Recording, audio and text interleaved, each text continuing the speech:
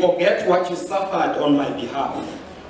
That is why I want you to have this written testimony from me, so that we both of us can go back to it in the future. I just wish to say, child, that you have been a magnificent wife and mother. You have been everything I could have ever wished my wife to be. And I mean that, little woman. And the children too will agree with me. This is the one time that I am indeed aggrieved that I am not around to express my thanks to and appreciation of you as wife and mother. I have said it before and I repeat it boldly and gratefully that you are chosen among the chosen. We have come a long way together.